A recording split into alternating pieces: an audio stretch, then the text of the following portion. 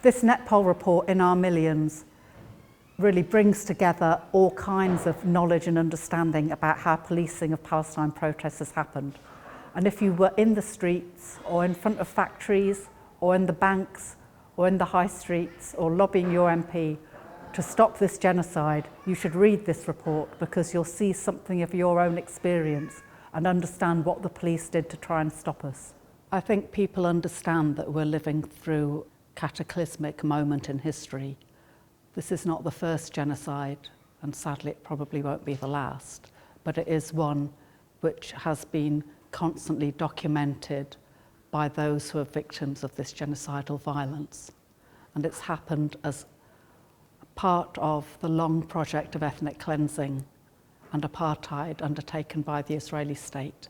Now, the global agitation around that has given rise to a scale and variety and consistency of protests that I don't think, well, we haven't seen it in my lifetime, and probably we haven't really seen it in the West since the 1960s.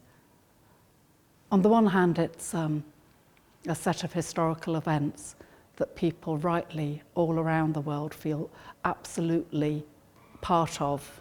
Not apart, it's not just on our screens, it feels like it's part of us. For many of our friends, colleagues, comrades, it is part of them. Every Palestinian I know has family connections somewhere, either in Gaza or the West Bank, who's been facing this violence. And alongside that, there's this enormous resurgence of protest activity, and that's really heartening. But of course, alongside that, we've seen a real renewal of state repression of protest in big and small ways, sometimes in truly bizarre ways. And this report is a way of trying to capture this moment, partly so that we as a movement can remember what this changeover moment was like,